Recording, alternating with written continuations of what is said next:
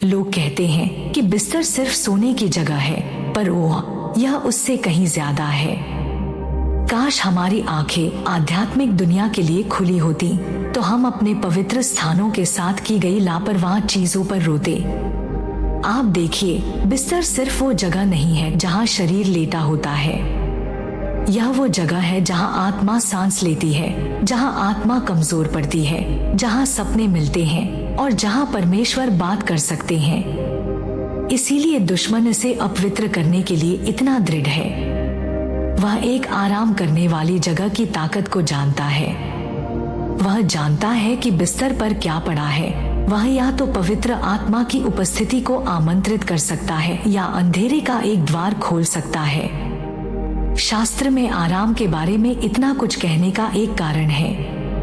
Bible भजन संहिता में कहती है कि वह अपने प्रिय को नींद देता है, लेकिन सिर्फ साधारण नींद नहीं। आराम जो बहाल करता है, आराम जो नया करता है, आराम जहां दर्शन आते हैं। रात की खामोशी में जब आपके चारों ओर सब कुछ शांत होता है, तभी आपकी आत्मा सबसे अधिक ग्रहणशील होती है।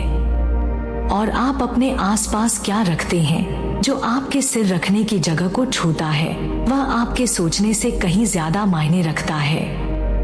आप सिर्फ प्राकृतिक रूप से सोने नहीं जाते हैं, आप आत्मा में लेटते हैं। और जब आपका आध्यात्मिक वातावरण दूषित होता है तो आपका आराम भी दूषित होता है। आपकी ताकत भी दूषित होती है, आपका मन भी दूषित होता है। यह कोई छोटी बात नहीं है कि आप किसी भी चीज या किसी को भी उस बिस्तर पर आराम करने दे जहां परमेश्वर आपसे मिलना चाहते हैं। कई लोगों ने इस पवित्र स्थान का अनादर करके बिना जाने ही गरीबी और बीमारी के दरवाजे खोल दिए हैं।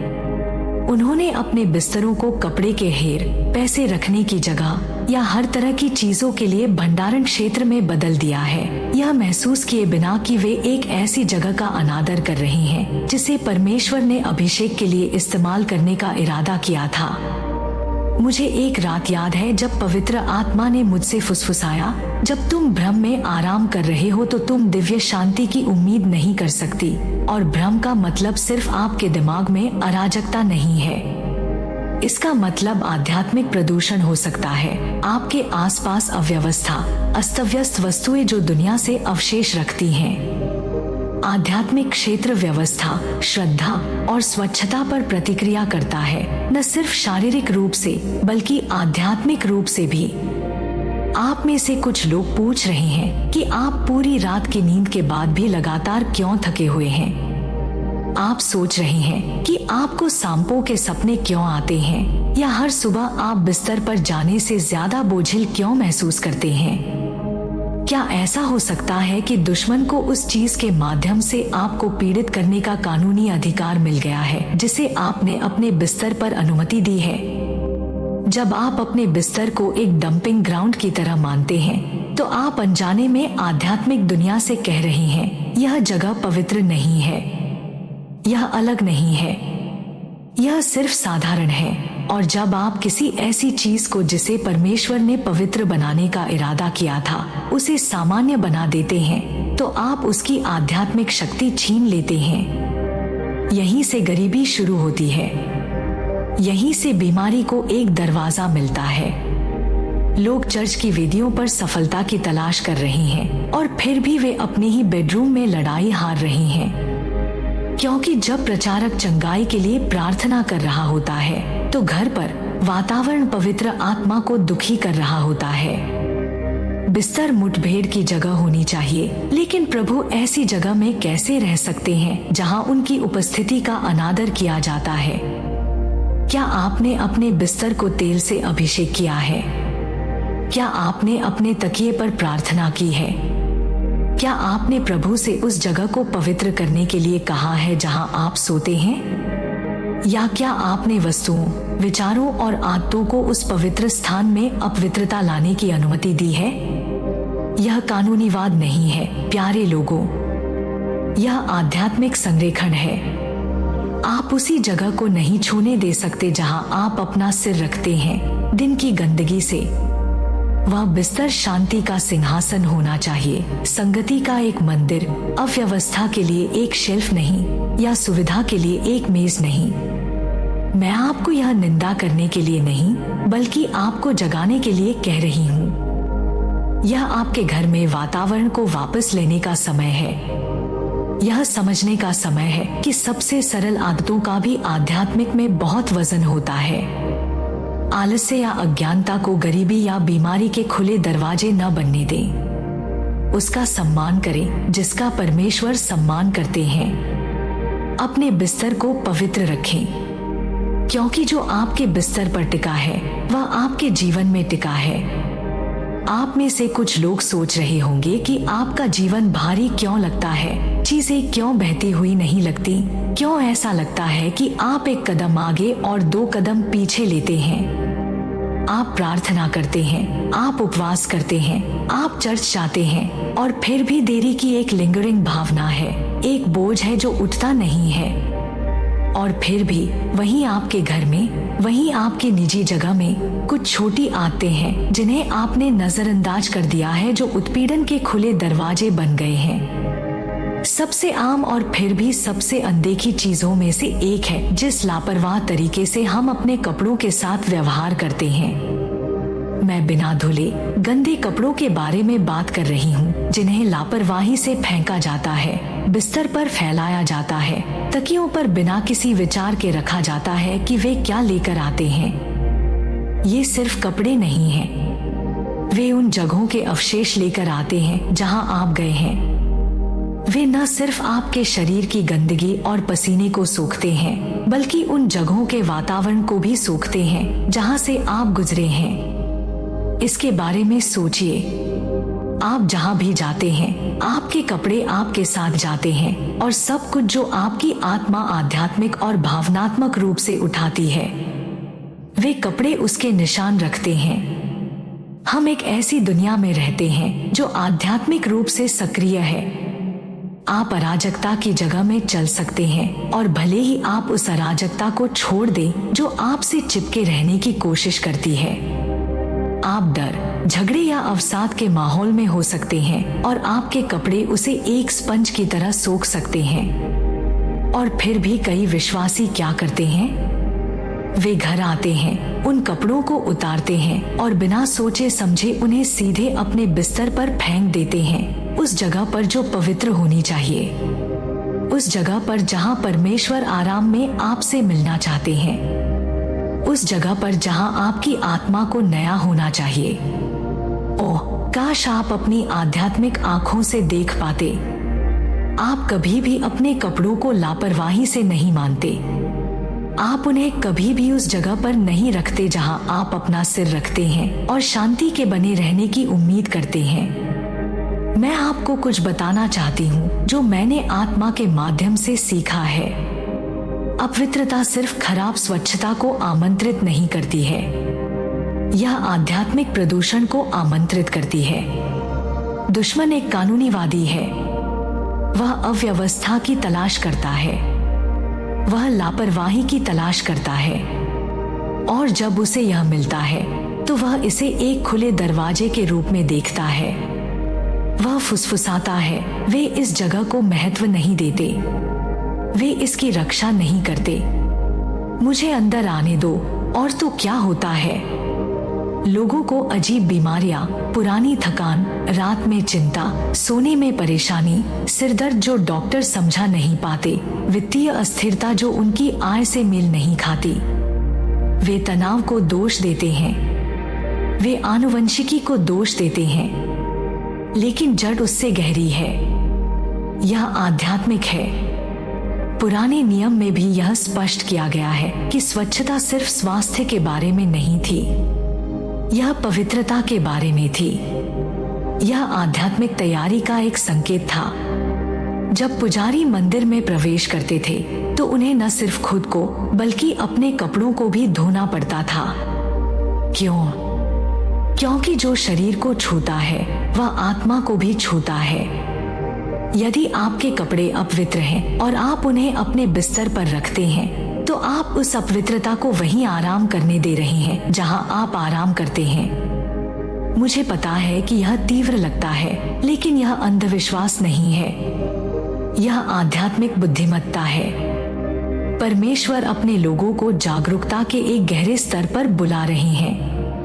वह कह रहे हैं, द्वार की रक्षा करो, छोटी चीजों पर ध्यान दो, क्योंकि यह छोटी लोमड़ी है जो बेल को खराब करती है। यह अनदेखी आदतें हैं जो गरीबी को अंदर आने देती हैं। सिर्फ वित्तीय गरीबी नहीं, बल्कि आध्यात्मिक गरीबी, शांति की गरीबी, दृष्टि की गरीबी, आराम की गरीबी। यह आपके स्थान को महत्व देने का समय है, क्योंकि यह महत्वपूर्ण है, प्राकृतिक और आध्यात्मिक गहराई से जुड़े हुए हैं। जब आप अपने आसपास का सम्मान करते हैं, तो आप एक ऐसी जगह बनाते हैं जहां पवित्र आत्मा रह सकती है। अपने कपड़े साफ करें, उन्हें सिर्फ शारीरिक रूप से न धोएं, उन पर प्रार्थना करें और उन्हें अपने बिस्तर से दूर रखें। कल की लड़ाई को इसलिए न होने दें, क्योंकि जो आप अपने बिस्तर पर रखते हैं वह आपकी नियति पर रखता है। लेकिन कुछ चीजें ऐसी हैं जिन्हें हम बिना आध्यात्मिक वजन का एहसास किए करते हैं, छोटे अचेतन कार्य जिनके भारी परिणाम होते हैं। और उन चीजों में से एक, सबसे आम फिर भी आध्यात्मिक रूप से सबसे खतरनाक चीजों में से एक है अपने बटुए या पर्स को अपने बिस्तर पर रखना। अब मुझे पता है कि यह कितना हानिरहित लगता है। यह कुछ भी नहीं लगता। आप घर आते हैं, आप थके होते हैं, आप बदलते या आराम करते समय अपने बैग या बटुए को बिस्तर पर फेंक देते हैं। लेकिन मैं आपको कुछ बताना चाहती हूँ, जिसे आप आकस्मिक मानते हैं, आध्यात्मिक क्षेत्र उसे अनुमति मानता है। आपका बटुआ, आपका पर्स, ये सिर्फ सहायक वस्तुएं नहीं हैं, वे प्रतीक हैं। वे आपके वित्तीय जीवन, आपके प्रावधान, आपके विनिमय के साधनों, आपके प्रबंधन का प्रतिनिधित्व करते हैं। जब आप उन्हें अपने बिस्तर पर रखते हैं, तो आप अनजाने में दुनिया के लेन देन के बोझ को एक ऐसी जगह पर ला रहे हैं जिसे परमेश्वर ने आराम, रहस्य उद्घाटन और आध्यात्मिक अभिषेक के लिए डिजाइन किया है। आपका बिस्तर व्यापार, पैसे या वित्तीय चिंता के बोझ को उठाने के लिए नहीं है, यह शांति को धारण करने के लिए है। और जब आप इन दोनों को मिलाते हैं, जब आप परिश्रम और बोझ के क्षेत्र को आराम की जगह में लाते हैं, तो आप आत्मा में भ्रम पैदा करते हैं। आप उस व्यवस्था को बाधित करते हैं जिसका परमेश्वर ने इरादा किया था। मैंने ऐसे लोगों को देखा है जो प्रार्थना में मेहनती हैं, देने में वफादार हैं, और फिर भी वे आर्थिक रूप से संघर्ष करते हैं। इसलिए नहीं कि उनमें विश्वास की कमी है, इसलिए नहीं कि वे कड़ी मेहनत नहीं करते, बल्कि इसलिए कि उन्होंने आध्यात्मिक अव्यवस्था को अपनी निजी जगह में बने रहने दिया है। संगति के लिए बनाई गई जगह तनाव के लिए एक भंडारण क्षेत्र बन गई है। और जिन सबसे आम वस्तुओं को हम अनजाने में उस जगह को अपवित्र करने के लिए उपयोग करते हैं, वह बटुआ है। क्या आप जानते हैं कि पैसे के चारों ओर कितना आध्यात्मिक युद्ध है? दुश्मन वित्त के माध्यम से कितना हेरफेर, डर और नियंत्रण का उपयोग करता है। और जब आप उस आध्यात्मिक बोझ को अपने बिस्तर में लाते हैं, तो आप उस जगह में युद्ध को आमंत्रित कर रहे हैं जहां आराधना होनी चाहिए। आप देखिए, दुश्मन हमेशा स्पष्ट तरीकों से प्रकट नहीं होता है। वह उन पैटर्नों में छिप जाता है जिन पर हम कभी सवाल नहीं करते। वह उन आदतों के माध्यम से फुसफुसाता है जिनके बारे में हम कभी प्रार्थना नहीं करते। और जब आप अपने बटुए को अपने बिस्तर पर आराम करने देते हैं, तो आप आत्मा में कह रहे हैं, यह जगह जहां मैं सोती हूँ, जहां मैं सपने देखती हूँ, जहां मैं परमेश्वर की तलाश करती हूँ, यह वह जगह भी है जहां मैं अपना बोझ, अपना कर्ज, अपना वित्तीय दबाव उठाती हूँ। लेकिन परमेश्वर ने कभी इरादा नहीं किया कि आपका आराम आपकी चिंता के साथ साझा किया जाए। एक कारण है कि वह खुद को यहोवा यिरे, प्रदाता कहते हैं। वह चाहते हैं कि आप उसमें आराम करें। लेकिन आप कैसे आराम कर सकते हैं यदि आपने अपनी मेहनत का प्रतीक उसी जगह पर रख दिया है जहां आप शांति चाहते हैं? मैं कानूनीवाद के बारे में बात नहीं कर रही हूँ। नहीं, मैं संरेखण के बारे में बात कर रही हूँ। मैं आत्मा के प्रवाह का सम्मान करने के बारे में बात कर रही हूँ। परमेश्वर व्यवस्था के परमेश्वर हैं। जब आप अपने बटुए को अपने बिस्तर पर रखते हैं तो आप आध्यात्मिक मौसमों को मिला रहे हैं। बिस्तर समर्पण की जगह है, परिश्रम की नहीं। यह प्राप्त करने की जगह है, कुश्ती की नहीं। और जब आप उन रेखाओं को धुंधला करते हैं तो आप आशीर्वाद को रोकते हैं। आप उस प्रावधान में देरी करते हैं जो पहले से ही स्वर्ग में जारी हो चुका है। आप में से कुछ लोग वित्तीय सफलता के लिए प्रार्थना कर रहे हैं और स्वर्ग पहले ही खुल चुका है, लेकिन आपने अपने चारों ओर एक ऐसा माहौल बनाया है जो परमेश्वर ने जो जारी किया है उसे प्राप्त नहीं कर सकता। जहां अव्यवस्था है वहां प्रचुरता के लिए कोई जगह नहीं है। आपको समझना चाहिए कि समृद्धि सिर्फ आय के बारे में नहीं है, यह वातावरण के बारे में है। और यदि आपके बिस्तर का वातावरण, वह जगह जिसे परमेश्वर आपकी आत्मा की सेवा करने के लिए उपयोग करते हैं, सांसारिक बोझों से दूषित है, तो आपकी आत्मा कैसे सांस लेगी? आपके सपने कैसे फलेंगे? आपका विवेक कैसे तेज रहेगा? पवित्र आत्मा कोमल है। वह वहां चलते हैं जहां सम्मान होता है। और आप में से कुछ लोग स्पष्टता, मुक्ति, सफलता से एक आज्ञाकारिता के कार्य की दूरी पर हैं। वह एक बदलाव, अपने बटुए को अपने बिस्तर से दूर रखना, छोटा लग सकता है, लेकिन यह एक संकेत है, एक भविष्य सूचक कार्य है जो कहता है, प्रभु, मैं अपने प्रावधान के साथ आप पर भरोसा करती हूँ। मैं अपनी आराम की जगह की रक्षा करना चुनती हूँ। मैं मैमन की आत्मा को वहां बैठने देने से इनकार करती हूँ जहां आपने मुझे आपके साथ संगति करने के लिए बुलाया है। परमेश्वर हमें अपने जीवन के सबसे छोटे विवरणों को भी पवित्र करने के लिए बुला रहे हैं, उन लोगों को बनने के लिए जो समय को समझते हैं, जो आत्मा के आंदोलनों को समझते हैं, जो पवित्र स्थानों को सामान्य नहीं मानते।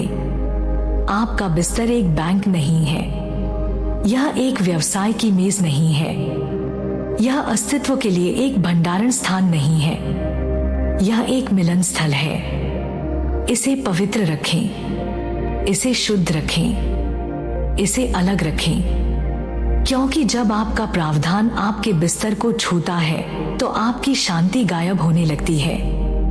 हम भौतिक दुनिया को संभालने के इतने आदी हो गए हैं कि हम भूल जाते हैं कि आध्यात्मिक दुनिया उससे कहीं ज्यादा वास्तविक, कहीं ज्यादा सक्रिय और कहीं ज्यादा संवेदनशील है जिसे हम छू सकते हैं। और इस वजह से हम कभी कभी ऐसी चीजें करते हैं जो छोटी और यहाँ तक कि हानिरहित भी लगती हैं, लेकिन आत्मा में वे जोर से बोलती हैं। सबसे खतरनाक चीजों में से एक जिसे आप अपने बिस्तर पर रख सकते हैं, और कई लोग बिना सोचे समझे ऐसा करते हैं, वह है एक जोड़ी जूते। जूते जो सड़कों, दुकानों, कार्यस्थलों, बाथरूमों से चले हैं। उनमें से कुछ स्थान संघर्ष, क्रोध, भ्रम और यहाँ तक कि मृत्यु से भरे हुए हैं। और फिर भी हम घर आते हैं, उन्हें उतारते हैं और उन्हें सीधे बिस्तर पर फेंक देते हैं, सीधे उस जगह पर जहां हमें आराम करना है, ठीक होना है और प्रभु से प्राप्त करना है। अगर आपकी आध्यात्मिक आंखें सिर्फ एक पल के लिए खुल सकती तो आप फिर कभी ऐसा नहीं करते। आप इसका वजन देखते, क्योंकि जूते सिर्फ कपड़े और रबर नहीं हैं, वे वाहक हैं। वे धूल लेकर आते हैं, वे ऊर्जा लेकर आते हैं, वे हर उस स्थान से अवशेष लेकर आते हैं जिसे उन्होंने छुआ है।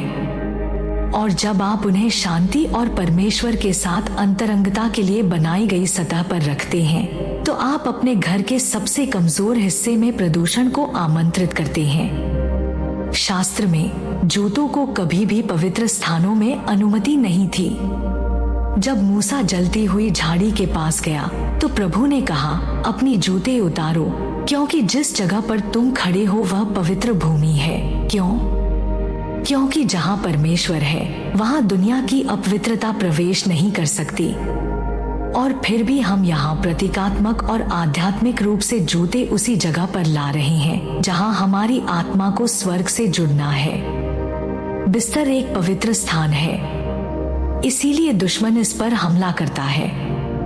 इसीलिए आप में से कुछ लोग रात में सो नहीं पाते। आप लेट जाते हैं लेकिन आपका मन दौड़ता है। आप उठते समय सोने से ज्यादा थके हुए होते हैं। आप सोचते हैं कि कमरे में तनाव क्यों है, अजीब सपने क्यों आते हैं, आपका शरीर क्यों दर्द करता है, भले ही डॉक्टर को कुछ भी गलत नहीं मिलता। और क्या ऐसा हो सकता है, सिर्फ क्या ऐसा हो सकता है कि दुनिया का प्रदूषण एक साधारण चीज जैसे एक जूते के माध्यम से एक कानूनी पहुंच बिंदु पा गया है। आप नहीं जानते कि जिन जमीनों पर आप चलते हैं वहां किन आत्माओं को सौंपा गया है। वह कार्यस्थल जहां गपशप और ईर्ष्या पानी की तरह बहती है। वह दुकान जहां हर शेल्फ पर गुप्त वस्तुएं पड़ी हैं। वह सड़क का कोना जहां किसी को लूटा गया या हत्या की गई या शाप दिया गया। आप वहां चले, हाँ, अनजाने में, हाँ। और जब आप वहां थे तो अनुग्रह ने आपको ढक लिया। लेकिन जिस क्षण आप उन जूतों को अपने बिस्तर पर रखते हैं तो आप उस चीज को स्थानांतरित कर रहे हैं जिसका आपकी आत्मा ने विरोध किया था, उस जगह पर जहां आपकी आत्मा को आराम करना चाहिए। मुझे पता है कि यह बहुत ज्यादा लगता है, लेकिन आत्मा की चीजें अक्सर ऐसा करती हैं क्योंकि प्राकृतिक व्यक्ति उन्हें नहीं समझता है। हम पवित्र चीजों के साथ बहुत आकस्मिक हैं, पवित्र स्थानों के साथ बहुत परिचित हैं। हम हर चीज को सामान्य मानते हैं और फिर हम सोचते हैं कि हमारे जीवन में असामान्य समस्याएं क्यों आती हैं। हम कहते हैं कि यह सिर्फ एक जूता है, लेकिन पुराने नियम में पुजारियों को भी परमेश्वर की उपस्थिति में प्रवेश करने से पहले अपने पैर धोने पड़ते थे। इसलिए नहीं कि गंदगी थी, बल्कि इसलिए कि वे कहाँ गए थे। आप में से कुछ लोग अपने घर के आध्यात्मिक माहौल का अनादर करके सिर्फ आध्यात्मिक संघर्ष को आमंत्रित कर रहे हैं। आप संघर्ष की धूल, सांसारिक लड़ाइयों के अवशेष और आध्यात्मिक युद्ध की गंध को अपने बिस्तर पर बसने दे रहे हैं। और इसीलिए वातावरण भारी लगता है। इसीलिए आपकी आराधना सूखी लगती है। इसीलिए आपके आराम में कोई अभिषेक नहीं है। और आप शैतान को फटकारते रहते हैं, यह जाने बिना कि कानूनी अधिकार उसे उस क्षण सौंप दिया गया था जब आपने जूतों, बाहरी दुनिया के वाहकों को उस चीज को छूने दिया था जिसे सिर्फ स्वर्ग से छुआ जाना चाहिए। यह डर के बारे में नहीं है, यह ज्ञान के बारे में है। प्रभु अपने लोगों को अलग रहने, समझ के एक नए स्तर के साथ चलने, उन जगहों की रक्षा करने के लिए बुला रहे हैं जहां उनकी आत्मा रहना चाहती है। अपने बिस्तर को एक युद्ध का मैदान न बनने दें। अपने सपनों को अपवित्र न होने दें। उस चीज को जो गंदगी में चली है, उसे उस जगह पर आराम करने की अनुमति न दें जहां आप परमेश्वर से मिलते हैं। क्योंकि एक बार जब आप उस प्रदूषण को अनुमति देते हैं तो दुश्मन को दरवाजा खटखटाने की जरूरत नहीं होती, वह सीधे अंदर चला आता है। आप अपनी शांति वापस चाहते हैं, आप अपनी स्पष्टता बहाल करना चाहते हैं, आप युद्ध में जागे बिना सोना चाहते हैं, तो वातावरण की रक्षा करके शुरुआत करें। अपने जूते वहां न रखें जहां आपकी आत्मा को उड़ना चाहिए, क्योंकि जब आपके जूते आपके बिस्तर को छूते हैं तो आप अंधेरे की धूल को अपनी नियति में खींच लेते हैं। जीवन में ऐसे क्षण होते हैं जब आपको लगता है कि कुछ ठीक नहीं है। आप इसे ठीक से समझा नहीं सकते। आप प्रार्थना कर रहे हैं, आप आराधना कर रहे हैं, आप सभी सही काम कर रहे हैं, लेकिन वातावरण में एक अजीब तनाव है। आपकी नींद बाधित होती है, आपका मन धुंधला महसूस करता है और आपकी आत्मा स्वतंत्र महसूस नहीं करती और आप सोचने लगते हैं कि क्या चल रहा है। लेकिन कभी कभी यह इस बारे में नहीं होता कि आप क्या गलत कर रहे हैं, यह इस बारे में है कि आप अपने स्थान में क्या रहने दे रहे हैं। और सबसे बड़े दोषियों में से एक जिसे विश्वासी नजरअंदाज करते हैं वह है अव्यवस्था, खासकर बिस्तर पर अव्यवस्था। कागज, बेतरतीब वस्तुएं, न पढ़ी गई डाक, गैजेट, तार, कपड़े, खाने के रैपर, रसीदें, ऐसी चीजें जिनका उस जगह पर कोई काम नहीं है जहां परमेश्वर आपको शांति लाना चाहते हैं। मैं आपको कुछ बताना चाहती हूँ जो पवित्र आत्मा ने मुझे सिखाया। अव्यवस्था सिर्फ अव्यवस्था का संकेत नहीं है, यह एक भाषा है। यह आत्मा में बोलती है, यह शोर पैदा करती है। आप इसे अपने कानों से नहीं सुन सकते, लेकिन आपकी आत्मा इसे महसूस करती है। आपका बिस्तर एक अभयारण्य होना चाहिए, शांति, सादगी और समर्पण का स्थान। लेकिन जब यह चीजों से भरा होता है तो यह शांति के प्रवाह को रोकता है। आप अपनी आत्मा में स्पष्टता की उम्मीद नहीं कर सकते जब भ्रम आपके बिस्तर पर बैठा हो।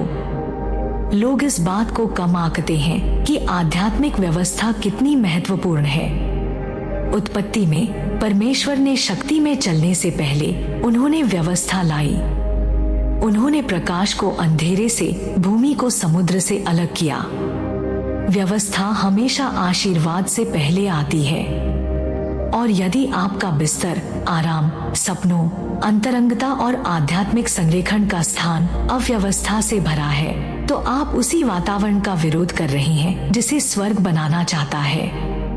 अव्यवस्था देरी को आमंत्रित करती है, यह भारीपन को आमंत्रित करती है, यह चिंता को आकर्षित करती है। क्यों? क्योंकि यह आपके आंतरिक दुनिया की स्थिति को दर्शाती है। आपके चारों ओर क्या है, वह आपके अंदर क्या है, उसका दर्पण बनना शुरू हो जाता है, और इसके विपरीत भी। अब मैं यह नहीं कह रही हूँ कि आपको पूर्णता में रहना होगा, नहीं, लेकिन मैं यह कह रही हूँ कि बिस्तर एक भंडारण शेल्फ नहीं है।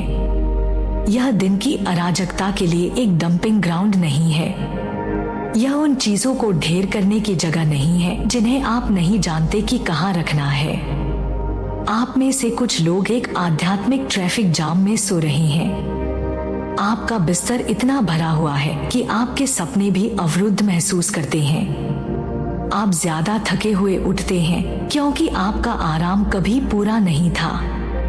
यह अव्यवस्था की उपस्थिति से बाधित हुआ था, और दुश्मन को अव्यवस्था से प्यार है। वह इसमें पनपता है, वह इसका इंतजार करता है। मैं आपसे कुछ पूछती हूँ, आप किसके बगल में सो रहे हैं? आपने अपनी आत्मा के बगल में क्या रहने की अनुमति दी है? क्या यह पुराने कागजात हैं जो डर और अनपेड बिलों का बोझ उठाते हैं? क्या यह अलर्ट, संदेशों और सांसारिक शोर से गूंजती तकनीक है? क्या यह ऐसी वस्तुएं हैं जो भावनात्मक यादें लेकर आती हैं? नुकसान, शर्म, पछतावा। क्या आप नहीं जानते कि वे वस्तुएं रात में बोल सकती हैं?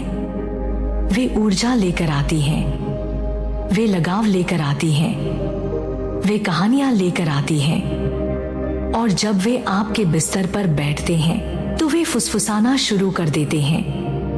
वे आपके अवचेतन को जगाते हैं। वे परमेश्वर की उपस्थिति के प्रवाह को बाधित करते हैं। मुझे एक रात याद है जब मैं आराम नहीं कर पा रही थी। मैं करवटें बदल रही थी।